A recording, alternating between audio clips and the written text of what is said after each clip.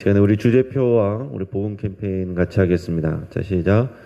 복음으로 교회를 새롭게, 세상을 이롭게. 복음으로 가정을 세우겠습니다. 복음으로 전도하고 선교하겠습니다. 복음으로 세상을 섬기겠습니다. 아멘. 이번 주 묵상 말씀은 요한복음 21장 17절 말씀입니다. 요한복음 21장 17절 말씀을 우리 세 번 같이 선포하겠습니다. 세 번째 이르시되 요한의 아들 시몬아 내가 나를 사랑하느냐 하시니 주께서 세 번째 내가 나를 사랑하느냐 하심으로 베드로가 근심하여 이르되 주님 모든 것을 아시오매 내가 주님을 사랑하는 줄을 주님께서 아시나이다. 예수께서 이르시되 내 양을 먹이라. 세 번째 이르시되 요한의 아들 시몬아 네가 나를 사랑하느냐 하시니 주께서 세 번째 네가 나를 사랑하느냐 하심으로 베드로가 근심하여 이르되 주님 모든 것을 아시오매 내가 주님을 사랑하는 줄을 주님께서 아시나이다. 예수께서 이르시되 내 양을 먹이라. 세 번째 이르시되 요한의 아들 시몬아 네가 나를 사랑하느냐 하시니 주께서 세 번째 네가 나를 사랑하느냐 하심으로 베드로가 근심하여 이르되 주님 모든 것을 아시오매 내가 주님을 사랑하는 줄을 주님께서 아시나이다. 예수께서 이르시되 내 양을 먹이라. 아멘. 자, 오늘부터는 우리가 나훔 말씀을 나훔서를 우리가 묵상을 하게 됩니다. 오늘 나훔서 1장 1절에서 15절까지의 말씀입니다. 자, 오늘 본문을 통해서 심판하시는 하나님이란 제목으로 말씀의 은혜를 같이 나누겠습니다. 자, 우리가 요나서에 이어서 이제 나훔서를 묵상하게 됩니다. 우리가 이런 기회가 아니면 우리 나훔서를 우리가 별로 이렇게 묵상하거나 설교 말씀 들을 기회가 많지 않아요. 자, 요나서와 나훔서는 공통점이 있습니다. 지금 요나서 다음에 우리가 나훔서를 읽을 때는 이유가 있는데 그것은 둘 다 니느웨에 대한 하나님의 심판의 경고 메시지를 다루고 있다라는 얘기입니다. 니느웨는 그 당시 아수르 제국의 수도입니다. 요나 선지자가 활동할 때는 아직 아수르의 수도가 아니었지만은 나중에 나훔 선지자가 활동할 때는 니느웨가 아수르의 수도가 되어 있었을 때입니다. 자, 그러니까 여기서 니느웨에 대한 심판 경고는 그 당시 아수르 제국에 대한 심판 경고라고 할 수가 있어요. 자, 오늘 본문 말씀 1절 같이 읽겠습니다. 니느웨에 대한 경고 곧 엘고스 사람 나훔의 묵시의 글이라. 아멘. 자, 주전 8세기 초에 하나님은 요나 선지자를 니느웨에 보내셨습니다. 그리고 7세기 중후반 나훔 선지자를 통해서 니느웨에 대한 경고의 말씀을 선포를 하셨습니다. 그러니까 100년 이상 이후에 요나 이후에 나훔 선지자를 하나님 또 일으키셔서 니느웨에 대한 이 경고의 심판의 말씀을 선포하셨다라는 거예요. 자, 그러면 하나님께서는 왜 자꾸 니느웨에 대해서 이 선지자들로 하여금 말씀을 선포하게 하시는 것일까? 이것을 우리가 생각해야 되죠. 일단 이 아수르 제국이 이스라엘 민족에게 큰 영향을 미쳤기 때문에 그렇습니다. 자, 북이스라엘은 주전 722년에 이 아수르 제국에게 망하게 됩니다. 그리고 남유다도 침략하고 괴롭혀요. 남유다를 괴롭히던 이 아수르 제국은 약 주전 609년 남유다 요시야 왕 때에 신흥 바벨론 제국에 의해서 멸망합니다. 자, 그러니까 나훔서를 통해서 하나님이 이 아수르에 대한 심판과 진노를 선포하신 지 몇 년 후에 실제로 이 아수르 제국이 멸망하게 되었다라는 얘기입니다. 자, 하나님은 어떻게 역사하시냐면 이스라엘 백성이 하나님을 떠나 우상 숭배하고 악행을 할 때 아수르 제국을 들어서 그들을 징계를 하셨어요. 그리고 나서는 하나님 앞에서 오만방자하게 굴었던 아수르 제국도 하나님께서 심판하시고 징계하시게 되는 겁니다. 그래서 결국 우리가 니느웨에 대한 심판을 경고하시는 하나님을 보면서 알아야 될 게 뭐냐면 하나님께서 역사의 주인이시다라는 사실입니다. 현실의 세계에서는 그 당시에 아수르 제국이 이 고대 근동 지방의 모든 패권을 쥐고 있었습니다. 그 아수르 제국이 역사를 주관한 것 같았습니다.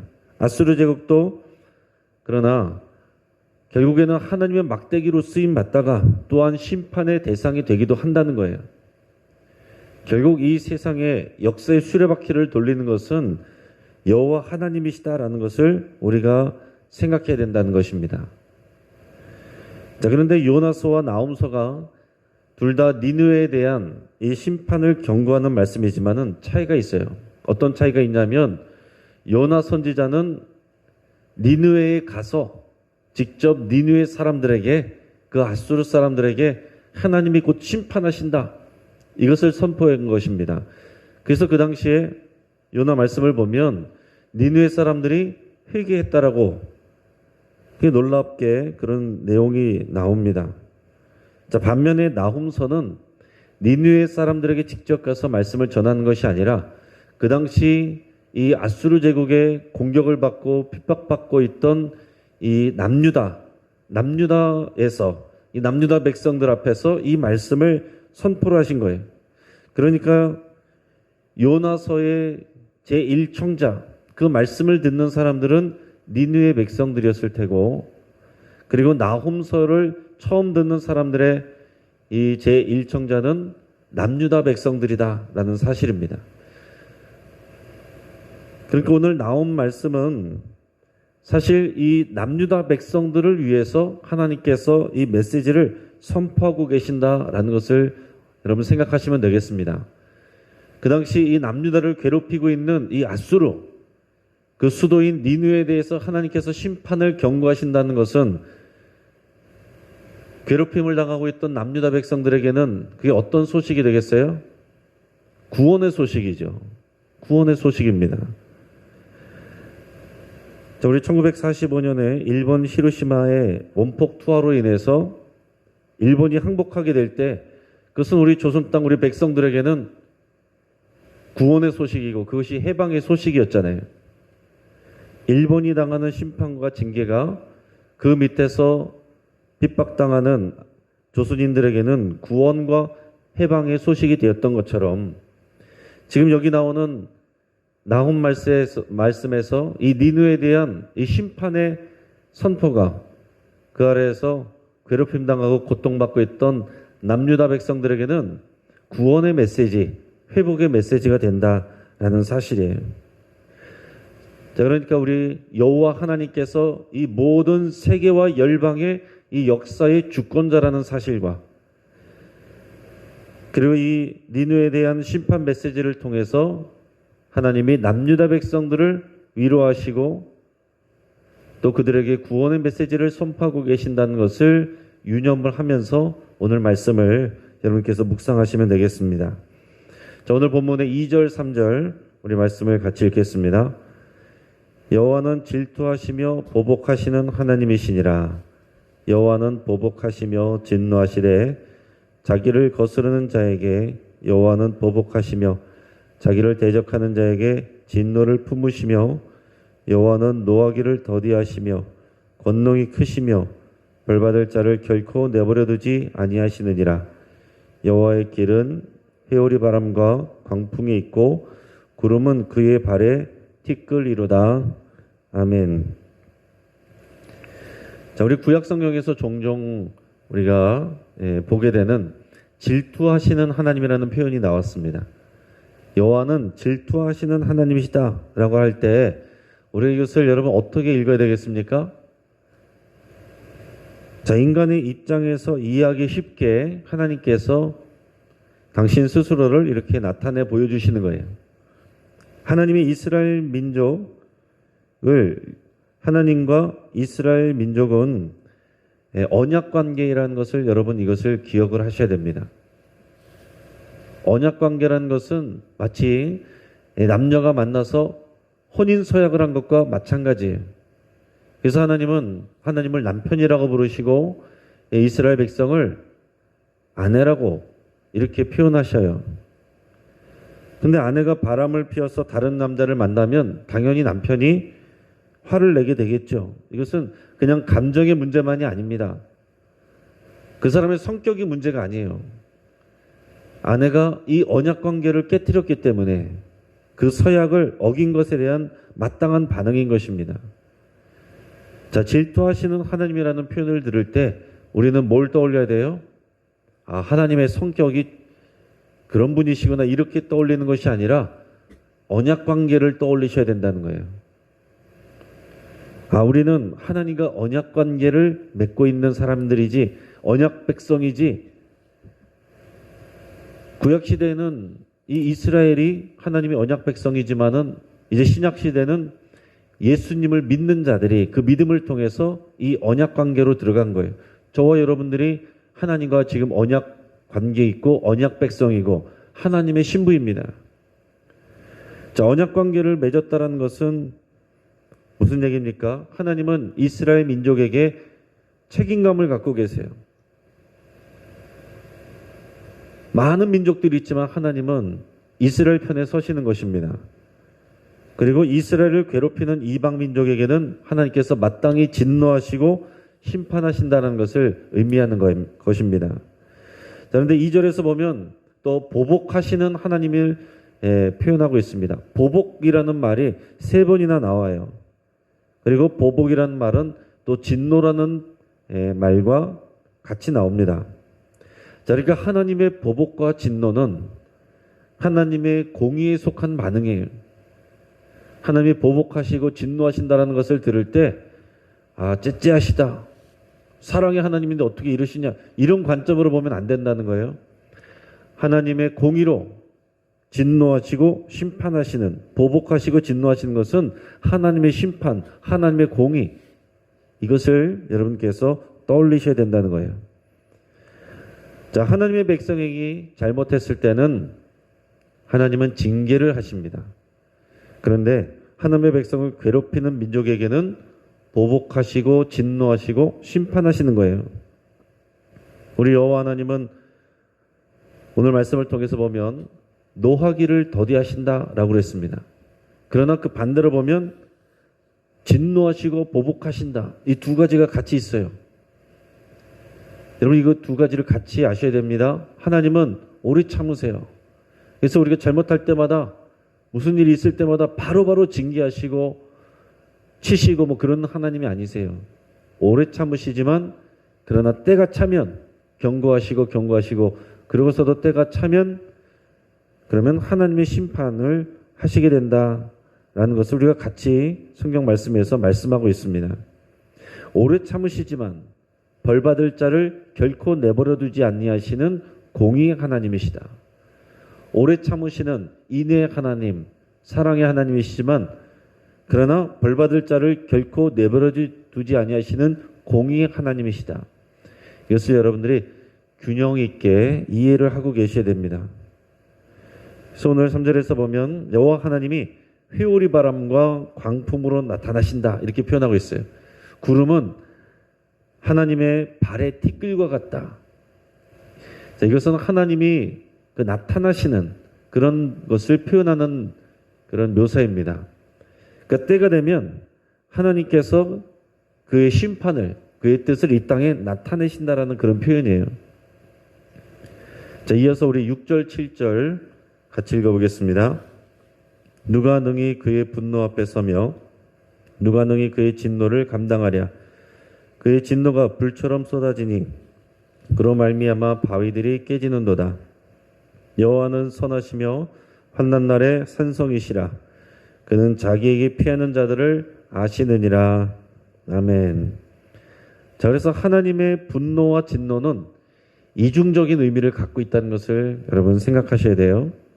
하나님을 대적하는 자들에게는 이 하나님의 분노와 진노가 무서운 심판이 됩니다. 하지만 하나님에게 피하는 자들, 하나님을 믿는 자들, 하나님의 백성들에게는 우리 하나님은 환난 날에 만날 산성 같은 그런 존재가 되시는 것입니다.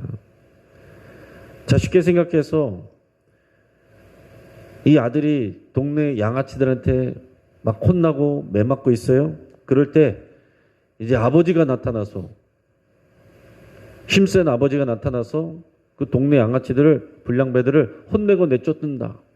그럴 때 아들의 입장에서 보면 그 모습은 얼마나 힘이 되고 나를 구원해주고 보호해주는 그런 아버지의 모습이 되는 거잖아요. 이제 그런 것과 같은 것입니다. 자, 이어서 우리 하나님께서 니느웨의 멸망과 남유다의 회복을 같이 말씀을 하십니다. 우리 14절과 15절, 14절, 15절 말씀을 같이 읽겠습니다. 나 여호와가 네게 대하여 명령하였나니 내 이름이 다시는 전파되지 않을 것이라. 내가 내 신들의 집에서 새긴 우상과 부은 우상을 멸절하며 내 무덤을 준비하리니 이는 내가 쓸모없게 되었음이라. 볼지어다 아름다운 소식을 알리고 화평을 전하는 자의 발이 산 위에 있도다. 유다야, 내 절기를 지키고 내 소원을 갚을지어다. 악인이 진멸되었으니 그가 다시는 네 가운데로 통행하지 아니하리로다 하시니라. 아멘. 자, 하나님께서 이 심판과 그리고 구원을 같이 말씀하고 계십니다. 자, 14절에서는 이 니느웨에 대해 하나님께서 심판의 메시지를 확실하게 말씀하고 계세요. 이제 니느웨의 이름은 전파되지 않고 끊어질 것이다. 또 그들이 섬기던 신들, 여기서는 새긴 우상과 부은 우상, 새겨서 만든 우상들, 또 이렇게 부어서 만든 이런 우상들 다 멸절될 것이다. 아무 쓸모없게 돼서 무덤에 들어가게 될 것이다. 확실한 멸망을 하나님께서 선포를 하셨습니다. 그리고 이어서는 15절에서 아수르 제국에 괴롭힘 당하면서 고통당하고 있던 유다 백성들에게 구원을 약속하고 계십니다. 그러면서 아름다운 소식을 말씀하시는데 이 남유다 백성들에게, 고통당하고 있던 남유다 백성들에게 아름다운 소식은 뭐겠어요? 자신들을 침략하고 괴롭히던 아수르 제국의 멸망 소식이죠. 그래서 다시는 이 유다 백성들을 괴롭히지 않도록 하나님께서 그렇게 조치하시는 것. 그래서 유다 백성들이 하나님이 주시는 화평을 다시 누리게 될 것이라고 하나님께서 지금 선포하고 계시는 거예요. 이렇게 하나님은 남유다 백성들에게 구원의 메시지를 선포하시는데, 그러면서 덧붙이는 게 있습니다. 너희가 신앙을 회복해라. 신앙을 회복해라. 이 말씀을 하고 계세요. 자, 남유다 백성들이 아수르의 멸망으로 인해서 기뻐하고만 있을 일이 아니다라는 거예요. 아수르의 이런 공격 가운데서 왜 고통당하도록 하나님께서 내버려 두셨냐면, 이스라엘 백성이 먼저 하나님 앞에서 우상 숭배하고 하나님에서 등을 돌리고 하나님 앞에 불순종했기 때문에 하나님이 아수르를 들어서 징계하신 것입니다. 근데 이제는 때가 차서 아수르에 대한 심판을 선포하셨을 때, 그 멸망을 선포하셨을 때, 그러면 그게 끝이 아니라는 거죠. 이제 중요한 것은 하나님의 백성, 이 남유다 백성들이 신앙을 회복하고 하나님 앞에 온전한 믿음으로 나와야 된다는 것, 그것이 중요한 것입니다. 그들이 하나님을 떠나고 우상 숭배했던 것을 철저히 회개해야 된다라는 것입니다. 그리고 오늘 말씀처럼 명령하신 절기를 지키고 너희가 하나님께 선한 것은 지켜라. 이 하나님과의 언약 관계 안에 충실해라. 그것을 말씀하고 계신 거예요. 어제 주일 말씀에서도 나눴지만은 하나님은 행복을 도와주겠다라고 말씀하시는 것이 아니라 너희가 복 있는 사람이 되라 말씀하시는데, 오늘 말씀과 연결해서 표현하면 복 있는 사람은 언약 관계에 충실한 사람이 복 있는 사람이에요. 남유다 백성들이 이 언약 관계에 충실하지 않았기 때문에 하나님께서 이 아수르 제국을 통해서 그들을 징계하셨던 것이고, 이제 그들이 하나님 앞에서 부르짖고 또 아수르의 악행이 차있을 때 하나님께서는 이제 아수르의 니느웨에 대한 멸망을 선포하시면서 유다를 구원하시고 회복시킬 것을 약속하고 계십니다.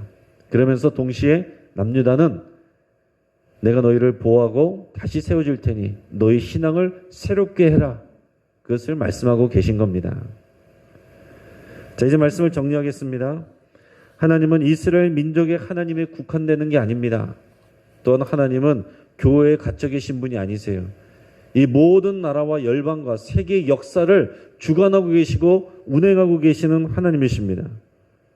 여호와 하나님은 열방의 모든 민족들을 다스리시고 그들의 흥망성쇠를 결정하시는 권능의 하나님이세요. 여러분, 우리나라가 이 세계 열방 가운데 둘러싸여 있고 휘둘리고 있지만 이 역사를 주관하시는 것은 그런 강대국들과 그들의 지도자들이 아닙니다. 결국에는 여호와 하나님께서 결정하시는 것이고 우리는 강대국들의 눈치를 보는 것이 아니라 여호와 하나님께 집중하여서 하나님의 그 신실하심 앞에 그 언약 관계에 충실하면서 하나님께 기도하는 일에 집중을 해야 된다라는 것입니다. 또 하나님은 나훔 선지자를 통해서 남유다 백성에게 니느웨에 대한 이 진노와 심판을 선포를 하셨습니다. 이 메시지에는 당연히 하나님의 백성들, 이 언약 백성들을 보호하시고 소망 주시는 하나님의 마음이 담겨 있는 거예요. 그러니까 우리가 이 나홈서를 읽으면서 하나님은 무서운 분이다 이렇게만 볼 것이 아니고 우리에게 산성이 되시는, 우리를 보호해 주시는 하나님, 그런 기쁨을 이 말씀을 통해서 여러분이 누리시기를 바랍니다. 우리는 하나님의 언약 백성인 것을 늘 기억해야 돼요. 그렇기 때문에 우리 마음대로 다니다가 우리 하고 싶은 대로 마음대로 살다가 힘들고 어려운 일이 있을 때만 주님 앞에 나와서 도와달라고 기도하는 그런 존재가 아니라는 사실입니다. 우리는 주님의 신부예요. 신부는 또 남편이 신부에게 잘해야 되는 것과 마찬가지로 신부는 남편에게 자신의 역할을 감당해야 됩니다. 우리는 하나님의 언약 백성이고 신부로서 이 언약 관계에 충실해야 돼요. 그게 복 있는 사람이고 그 사람이 형통하게 되는 겁니다. 우리 원수들이 심판받는 것으로 끝이 아니라고 그랬습니다. 더 중요한 것은 우리의 믿음을 분명히 해야 됩니다. 하나님과의 관계를 새롭게 회복해야 돼요. 그래서 우리의 예배, 우리의 기도, 우리의 섬김의 자리를 여러분 회복하여야 되겠습니다.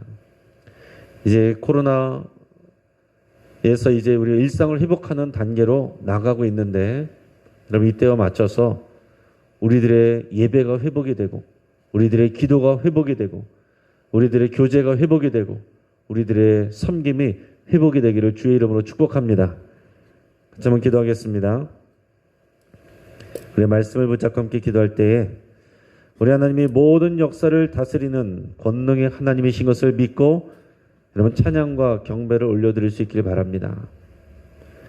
이 말씀은 우리 삶의 모든 주권이 우리 하나님께 있다는 그런 뜻이고 우리가 이 하나님을 인정해 드릴 때 하나님께서는 우리가 속한 이 나라 민족에 대한 일들을 역사하시고 이루십니다. 하나님을 인정해 드리고 찬양하고 여러분 감사를 선포하시길 바랍니다.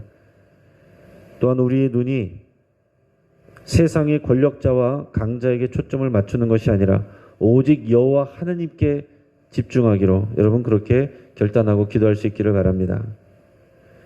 우리의 예배와 기도와 섬김 이 가운데서 우리가 무너져 있는 것이 있다면 회복되기를 여러분 간절히 기도하시고 여러분들 삶 가운데서 무너져 있는 부분들이 다시 세워지기를 결단하시고 기도할 수 있기를 바랍니다. 우리 가정을 위해서 함께 기도할 때 우리 주주클럽 가정 예배를 통해서 우리 가정이 믿음으로 회복되고 또한 세워지기를 위해서 우리 함께 기도하겠습니다. 그리고 지금 일상 회복이 이루어지는 가운데 하나님께서 이 코로나를 속히 종식시켜 주시기를 위해서 기도하고 코로나 걸리지 않은 또 우리 모든 성도님들을 하나님께서 지켜주시기를 위해서 함께 기도하겠습니다.